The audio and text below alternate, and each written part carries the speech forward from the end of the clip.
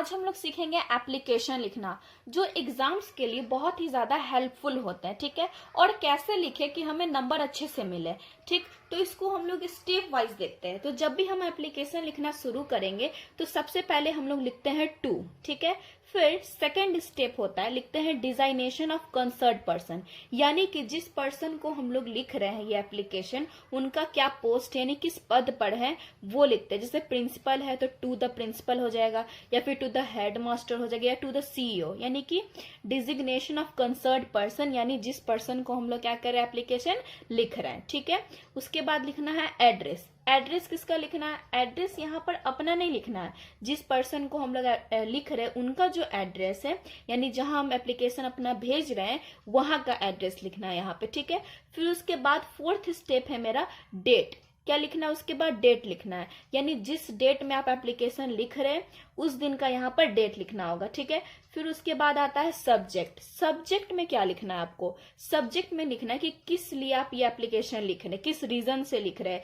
छुट्टी के लिए लिख रहे हैं, या फिर अगर फी माफी के लिए लिख रहे हैं, या फिर जैसे कॉलेज में कोई प्रोग्राम होता है तो उनके परमिशन के लिए आप लिख रहे हैं। ठीक है, या फिर स्कॉलरशिप्स के लिए लिख रहे हैं, यानी रीजन, किस रीजन से आप ये एप्लीकेशन लिख रहे हैं उन तक पहुंचाना चाहते हैं। ठीक है, सब्जेक्ट में। उसके बाद आता है सैल्यूटेशन। सैल्यूटेशन में आपको क्या करना है?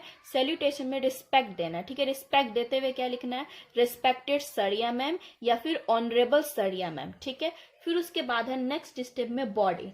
बॉडी में आपको क्या लिखना है? बॉडी में 3 फेज में आपको लिखना होता है। ठीक है, पहला आता है इंट्रो, यानी खुद को इंट्रो दीजिए, यानी उनको बताइए कि कैसे आप उनसे बिलोंग करते हैं। ठीक है, फिर उसके बाद आपको काउज और रीजन, यानी वही रीजन वही कि किस रीजन से आप ये एप्लीकेशन लिख रहे हैं। ठीक है, आपको छुट्टी चाहिए या फिर कोई परमिशन लेना है आपको, वो। ठीक है, फिर उसके बाद लास्ट में आपको रिक्वेस्ट करना है। उसके बाद आता है नेक्स्ट स्टेप है कॉम्प्लीमेंट्री क्लोज।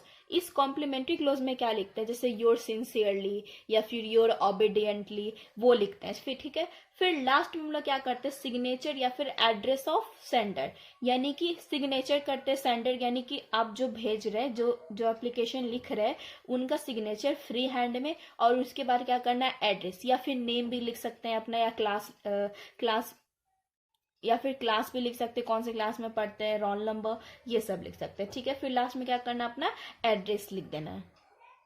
तो जैसा आप देख सकते हैं यहाँ पे हम क्या किए, उसी फॉर्मेट में यहाँ पे एप्लीकेशन लिखे हैं। जैसे पहला स्टेप था टू लिखे, ठीक है, फिर डिजिग्नेशन और एड्रेस था, तो पहले टू द प्रिंसिपल, स्कूल का नेम यहाँ लिख देंगे, फिर यहाँ पे एड्रेस हो गया। ठीक है, फिर उसके बाद यहाँ पर डेट लिख देंगे, यहाँ पे हम सब्जेक्ट लिख देंगे, जैसे सब्जेक्ट में आता है फॉर लीव।